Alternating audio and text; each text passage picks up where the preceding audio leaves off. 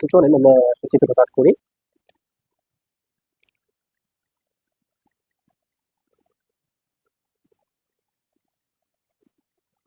আসলে খুব সহজ, যদি চান আমরা নিজেরা খুব সহজেই আঁক করতে পারে। যাই হোক, সবাই একটু একা হলো। তো আপনারা একটু সুন্দর করে চিত্রটা আঁক করে নিবেন, বইয়ে যেভাবে আছে। ঠিক আছে, একটু বইয়ের থেকে ডিফারেন্ট হবে এটা।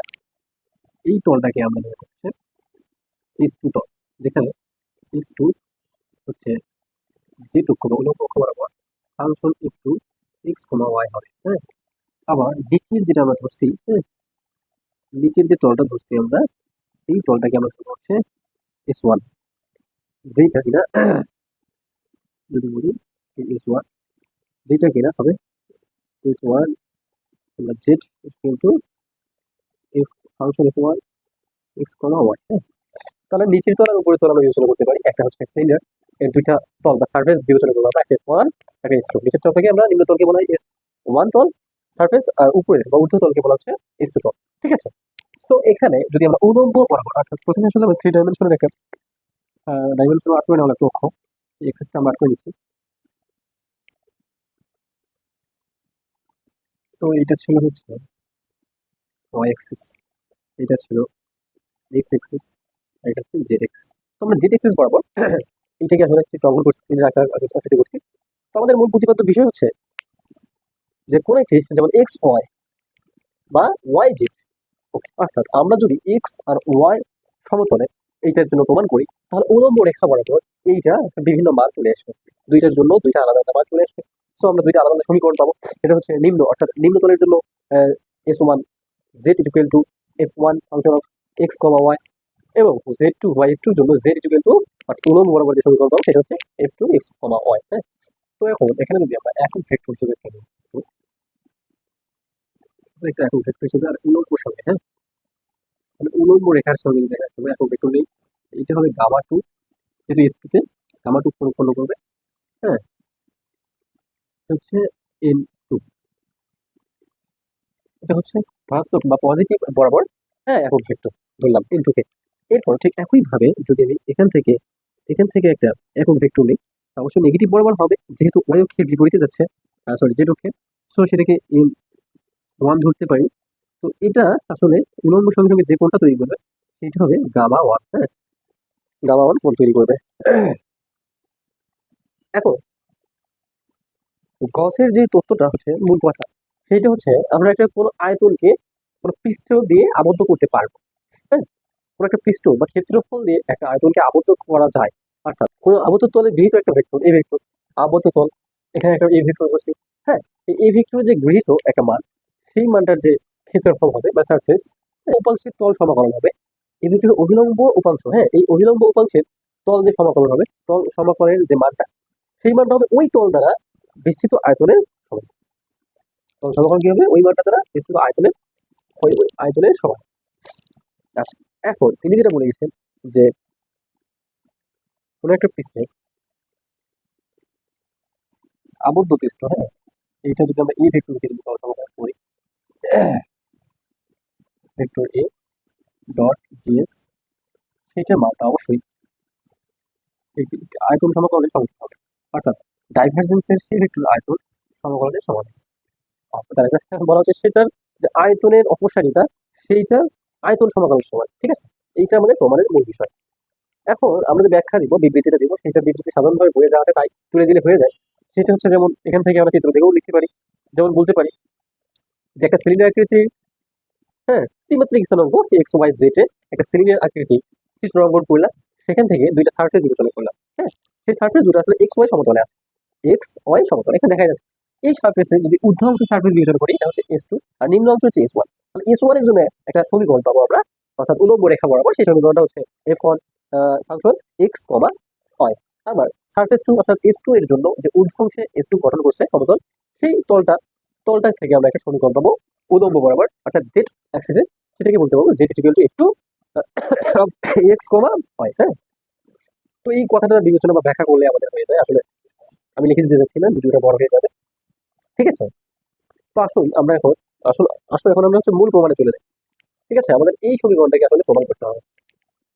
যেহেতু আমরা এ ভেক্টরের সাপেক্ষে কাজ করছি, আমাদের তিন থেকে এ ভেক্টরের মান আসলে তিন ধরনের হবে। একটা হচ্ছে A1 আই অফ এক্স অর্থাৎ এক্স এক্সেসের জন্য, আই একক ভেক্টরের জন্য। আবার আমাদের বলে A2, এটা হচ্ছে জে একক ভেক্টর বা ওয়াই এক্সেস এর জন্য। আরেকটা যদি বলি আমরা A3, হ্যাঁ, যেটা কিনা জেড বা কে একক ভেক্টর জেড এক্সেস এর জন্য। মনে হয় বুঝলাম না, বা একটু লিখলে বোঝা যাবে। যেহেতু আমরা জেড এক্সেস এর কাজগুলো করতেছি, অর্থাৎ জেড এক্সেস কে সামনে রেখে এই দুইটা সমীকরণ পাইছি, তাহলে জেড এক্সেস কে আমরা সমাকলিত করবো। হ্যাঁ, সমাকলন করবো। এখন আমরা লিখবো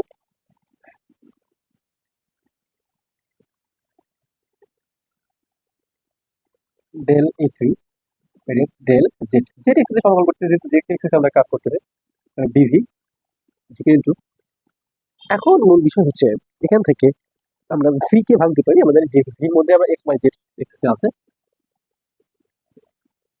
del A del del Z A3 dz dy dx. So এটাকে আমরা লিখতে পারি, আমরা এখানে মূলত জেড এর সাপেক্ষে এই সমাকলনের কাজ করবো। হ্যাঁ, জেড এর সাপেক্ষে এটা ইন্টিগ্রাল করবো। হ্যাঁ, আর ওয়াই জেড এর সাপেক্ষে যেহেতু আমাদের দরকার নেই, আমরা ওভাবে পরে রেখে দিব, কারণ আমরা একটা অ্যাক্সেসে এটা বের করতেছি। হ্যাঁ, সো এখন যদি লিমিট বসাই আমরা, অর্থাৎ এখানে Z1 অর্থাৎ S1 থেকে S2 এর মধ্যে যে লিমিট যদি আমরা বসাই, তার জন্য লিখতে পারি, হ্যাঁ, যে এদিকে সরিয়ে নিয়ে লিখি। হ্যাঁ, রিজিওন থাকবে এটা, ব্র্যাকেটের মধ্যে থাকবে এটা। এখন S1 যেটা ছিল নিম্ন সীমা, সেটা আমরা লিখি। নিম্ন সীমা ছিল হচ্ছে Z equal to F1 x, y, আর এখানে Z ইকুয়াল টু F2, ঊর্ধ্ব সীমা ছিল এটা। হ্যাঁ, আর এখানে যেটা ছিল আমরা লিখবো ডেল ডেল জেড D3। তো এটাকে ডিজেড থার্ড ব্র্যাকেটের মধ্যে রাখলাম, আর বাকিটাকে যা আছে তাই রেখে দিলাম। হ্যাঁ, সো এখন যদি আমরা এটাকে অন্তর্গত করি, সরি সমাকলন করি, তাহলে এইটা আর রিজিওনে রাখিয়ে দিলাম। তাহলে সমাকলন যদি আমরা করি, তাহলে এটাতে মান যদি আমরা বসাই, তাহলে পাবো হচ্ছে A3, হ্যাঁ, F2 x, y, আর এটা হচ্ছে F1 x, y, আর যেটা থাকবে x, y। সো আমরা মনে হয় বুঝতে পারছি বিষয়টা, যে এখন যদি মানটা শুধু বসিয়ে দিই তাহলে কেমন দেখায় বিষয়টা। রিজিওন থাকলো, এইটা হচ্ছে x, y, যেটার মান যেহেতু এটা প্রথমে, তাহলে একটু এটা হচ্ছে dy dx minus down trigger, আর E3 এর জন্য x, y থাকবে, যেটার মান হচ্ছে F1। ঠিক আছে, dy dx। তো এইভাবে আমরা এটা আগে লিখে দিতে পারি।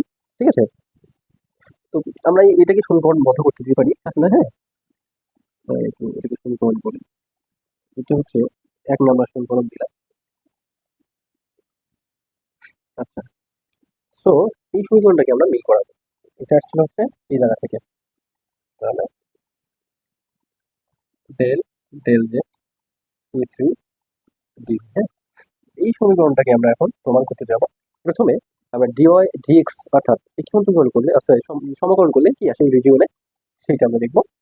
তো এক্স ওয়াই ও জেড S1 এর জন্য যদি আমি বিবেচনা করি, প্রথমে S2 দেখাই, কারণ S2 তে দেখেন তবে যে জেড এক্সিস এ অর্থাৎ উলম্ব বরাবরের সাথে অবস্থান ভেক্টর, একক অবস্থান ভেক্টর M2 এখানে কিন্তু সূক্ষ্মকোণ তৈরি করছে। একটু লক্ষ্য করে দেখা যাবে এইটা সূক্ষ্মকোণ তৈরি করছে কে এর সাথে, অর্থাৎ এখানে যে M2 একক ভেক্টর ছিলেন ধনাত্মক, সেটা আসলে কি, অর্থাৎ ও জেড এক্সিস এর সঙ্গে কি সূক্ষ্মকোণ তৈরি করছে। তো এই জন্য আমরা এটাকে লিখতে পারি, একটু মিশে দিই, যে উপরের তলে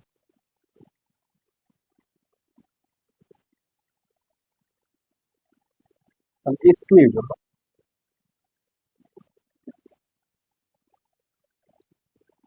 S2 এর জন্য আমরা লিখতে পারি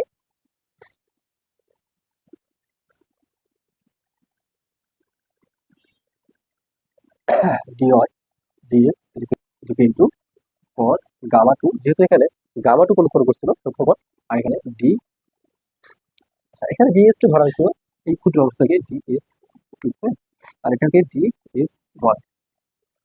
সো তার সাপেক্ষে এখন যেহেতু এখানে একক ভেক্টর M2 যেটা ধরা হয়েছিল সেটা উলম্ব অক্ষ বা জেড এক্সিসে, যেখানে কে ভেক্টরের সাপেক্ষে আসলে সূক্ষ্মকোণ তৈরি করছে। আমরা দেখতে পারেন কে থেকে ইনটু এর মধ্যে যে কোণ তৈরি করছে গামা টু, সেটা আসলে সূক্ষ্মকোণ। অতএব এই সূক্ষ্মকোণ তৈরি করার কারণে আমরা এইটাকে লিখতে পারি হচ্ছে কে ডট, হ্যাঁ, ইনটু ডি এস টু। আবার তাহলে আবার যদি বলি নিম্ন তলের জন্য, অর্থাৎ এস ওয়ান এর জন্য dy dx ইন্টু হবে cos, এটাও cos, গামা ওয়ান হবে, যেহেতু এটা পুরোটা মিলে গামা ওয়ান, অর্থাৎ এন ওয়ান উলম্ব রেখার সঙ্গে গামা ওয়ান কোণ তৈরি করছিল। তো গামা ওয়ান ডি, এখানে ক্ষুদ্র তল বিবেচনা করছিলাম ডি ওয়াস এস ওয়ান এইটুকু। তো সেই ক্ষুদ্র তল বিবেচনা করার কারণে এখানে আপনারা দেখতে পাচ্ছেন যে এই উলম্ব অংশের সঙ্গে অর্থাৎ কির সঙ্গে এইটা অর্থাৎ এন ওয়ান অবস্থান ভেক্টর স্থূল কোণ তৈরি করছে। তাই আমরা লিখতে পারি যে K dot N one D S one, ঠিক আছে, এটা আমরা লিখতে পারি। সো এই দুইটা মান, যে দুইটা মান আমরা পেলাম, এই দুইটা মানকে আমরা যদি এক নঙ্গে বসাই, তাহলে উপরের তল আর নিম্ন তলের মান যদি আমরা এক নঙ্গে বসাই, তাহলে মানটা কেমন পাই? এক নং, এক নং যদি আমরা মানটা বসাই, তাহলে আমাদের ছিল হচ্ছে ট্রিপল ইন্টিগ্রাল বা volume integral del del Z A three dV into double আর ইন্টিগ্রাল এ থ্রি যা ছিল তাহলে এ থ্রি আমরা লিখলাম ডিওয়াই ডিএক্স এর মান যা ঊর্ধ্বতল, এটা এফ টু যেহেতু ঊর্ধ্বতলে আছে, সো এই ঊর্ধ্বতলকে আমরা লিখতে পারি এটা, অর্থাৎ K vector N two DX two minus, এই মাইনাস নিলাম double integral A three F one এর জন্য, অর্থাৎ নিম্নতলের ডিওয়াই ডিএক্স এর মানটা আমরা পাইছিলাম এ vector N one vector DS one, ঠিক আছে। এখন একটা জায়গায় মিস্টেক হয়েছে, হ্যাঁ, আমরা এস টু এর জন্য উপরের তল হিসেব করছিলাম, তখন আসলে এই এস টুটা ইন ওয়ানটাকে আমরা ধনাত্মক বরাবর একক ভেক্টর ধরছিলাম একটা, ধনাত্মক এক ভেক্টর, কিন্তু এইটা দেখুন এই উলম্বের সঙ্গে করে জেড এক্সিস এর দিকে নিচে, অর্থাৎ ঋণাত্মক একক ভেক্টরে এইটার ব্যবহার করা হয়েছে। এই জন্য এস ওয়ান অর্থাৎ নিম্নতলের জন্য এটার মান হবে মাইনাস এক্স, অর্থাৎ এখানে যেহেতু নিম্নতলের জন্য আমরা ব্যবহার করছিলাম মাইনাস হবে, ঠিক আছে। অর্থাৎ নিম্নের নেগেটিভের দিকে নেগেটিভ এক্সেসের এই এক্সেসের উল্টা, অর্থাৎ ঋণাত্মক দিকে যেহেতু আমরা এখন ভেক্টর ধরছিলাম, ঠিক আছে, একটু মিস্টেক হয়েছে। তো এইটা মাইনাস মাইনাস এখানে প্লাস হয়ে যাবে সর্বোপরি। সো তো আমরা দেখতে পাচ্ছি এখন আমরা দুইটা মানকে যদি একত্র করি তাহলে একটা নির্দিষ্ট মান পাবো, সেই মানটা আমরা দেখলাম, হ্যাঁ। অর্থাৎ এস ওয়ান আর এস টু কে যদি প্লাস করি বা একত্রিত করি তখন একটা মান নির্দিষ্ট মান পাবো, সেই মানটা একটু তোমার দেখা যাচ্ছে, সেই মানটা হবে এরকম volume integral del del Z A three dV যেটা ছিল এখানে এস ওয়ান এস টু কে একত্র করলে হয় সারফেস ইন্টিগ্রাল, হ্যাঁ, তখন আমরা বলবো surface integral integral surface integral, বা এটাকে প্রথমটাকে আমরা লিখতে পারি হচ্ছে আর রিজিওনটা যেহেতু ছিল এস টু কে, তাহলে এইটা প্রথমটা ছিল এস টু, লিখে নিই আগে E three E dot into S two plus এটাকে লিখতে পারি এস ওয়ান নিচের তলের জন্য A three E N one D S one. So এখন সর্বোপরি এটাকে যদি আমরা যুক্ত করি বা যোগ করে দিই তাহলে মানটা এরকম পাবো, শুধু এস ওয়ান যোগ এস টু করি আমরা এই সারফেস পাবো যেটা প্রথমে ধরেছিলাম। সো এখন ই থ্রি কে দুইটা মিলে নিতে পারি আমরা, আর ইন এটা একটু নিলাম সেখান থেকে ডিএস। সো এইটা হচ্ছে দুই নং সমীকরণ দিতেই পারি, ঠিক আছে। তো এইটার মানটা আমরা পেলাম। তো এইরকম আমরা আরো সমীকরণের মান পাবো, অর্থাৎ যদি অনুরূপ ভাবে বিবেচনা করি আমরা কি হবে, অনুরূপ ভাবে অনুরূপ অনুরূপ ভাবে যদি বিবেচনা করি এখানে শুধু এ থ্রির জন্য করছিলাম, ঠিক আছে, সেটার জন্য এই মানটা পাইছে। এখন এ টু কে জেড এর সাপেক্ষে, হ্যাঁ, করবো আমরা। So volume integral del A two del, আচ্ছা এটা জেড ছিল যেহেতু থ্রি, আচ্ছা থ্রি, এই থ্রি হচ্ছে আসলে সর্বশেষ এক্সিস। এক্স, এক্স এর জন্য এ ওয়ান, এই ওয়াই এর জন্য এ টু, এবং জেড এর জন্য হচ্ছে এ থ্রি। কারণ এ টুর জন্য আমি দেবো ওয়াই এক্সিসে। হুম, ডিভি ইকুয়াল টু আমরা এই অনুরূপ ভাবে বসাতে পারি। S equal to A three, এই জায়গায় এ টু হবে, ভেক্টর এ টু। আর হচ্ছে এখানে কি এর জায়গায় শুধু হবে জে ভেক্টর এবং ভেক্টর এন ডিএস। ওকে, তো এটাতে ভেক্টর চিহ্ন দিলে দেওয়া যেতে পারে, কোনো সমস্যা নাই। এবং সর্বশেষ যেটা আমরা লিখবো এখন, মূল বিষয় হচ্ছে ভলিউম ইন্টিগ্রাল কার জন্য? এটা হচ্ছে জেড এক্সিসের জন্য গেল, এটা হচ্ছে ওয়াই এক্সিস, এবং এ ওয়ান ডিভি এইটির মান হবে হচ্ছে সারফেস ইন্টিগ্রাল এ ওয়ান এর জন্য শুধু এটা আই এবং ভেক্টর হবে এন ডিএস। ওকে, সো এখন এটা গেল 3 নম্বর, এটা 4 নম্বর সমীকরণ যদি আমরা বিবেচনা করি। ঠিক আছে, তো এখন 3, 2, 3, 4 যোগ করে যদি আমরা যোগ করি তাহলে কি পাবো একটু দেখি।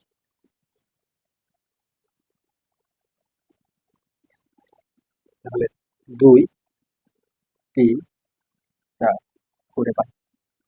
তাহলে ভলিউম ইন্টিগ্রাল আমরা সবগুলো, যেহেতু সবগুলো সামনেই আসলে আমরা আয়তনের সমাকলন করতেছিলাম, হ্যাঁ, তাহলে আমরা একেবারে লিখতে পারি del A one del X, ঠিক আছে,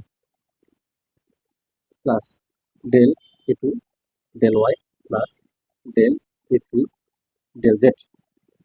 একসঙ্গে লিখে নিতে পারি ডেল ডেল জি, হ্যাঁ, ডিভি অর্থাৎ ভলিউমের সাপেক্ষে পুরো সবগুলো কি করলাম, সমাকলন করলাম। তো এখন এই অংশ যদি এখন পরের অংশগুলো আমরা দেখি কিভাবে ছিল। এখানে পরের অংশগুলো ছিল এরকম,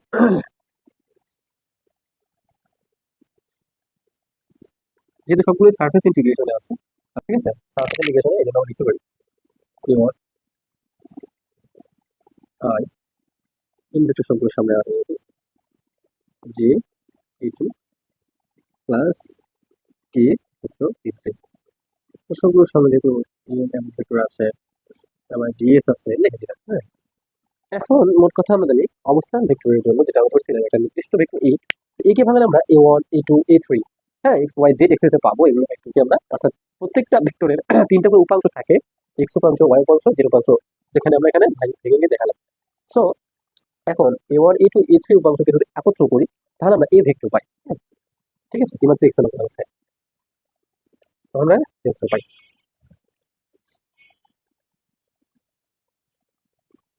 তো এখন যদি আমরা এটাকে কনক্লুশন করি, আমরা সর্বশেষ লিখি পথে পথে ভলিউম ইন্টিগ্রাল করি, তাহলে এইটা যেহেতু আমরা নাবলা অপারেটর এর সঙ্গে আছে, তাহলে আমরা একে নাবলা অপারেটর দিয়ে ডাইভারজেন্স করতে পারি এই ভেক্টরকে। হ্যাঁ, নাবলা অপারেটরের সাহায্যে যদি আমরা একে ডাইভারজেন্স করি অর্থাৎ অপসারণ, এই ভেক্টরের অপসারণ করি বা ডাইভারজেন্স করি, তাহলে আমরা এই মানটা লিখতে পারবো এত ডিভি। ঠিক আছে, ইকুয়াল টু মানে এরপর আমরা A one A two A three এর জন্য আমরা লিখতে পারি একেবারে, যেহেতু আবদ্ধ সারফেস ইন্টিগ্রাল লিখতে পারি না এগুলো, তাহলে আমরা লিখতে পারি এই ভেক্টরের জন্য এন ডিএস, এন ডিএস বা শুধু ডিএস লিখে দিতে পারি আমরা, যা সমীকরণ দ্বারা প্রমাণিত। আশা করছি একটু হলেও উপকৃত হবে তোমরা এই ভিডিওর দ্বারা। আমার জন্য দোয়া করো, আমি যেন লকডাউন দিনে এই ভিডিওটা চালিয়ে দিতে পারি। তোমাদের জন্য শুভকামনা, সামনে জুলাই মাসের শেষের দিকে পরীক্ষা। তো যদি কোনো সমস্যা থাকে দয়া করে কমেন্টে জানাবা তোমরা, কারণ খুব চাপের মধ্যেই ক্লাস নেই, আসলে খুব ব্যস্ততা। ঠিক আছে, আজকে এই পর্যন্তই, দেখা হবে আগামী ক্লাসে ইনশাআল্লাহ। আসসালামু আলাইকুম রহমতুল্লাহ।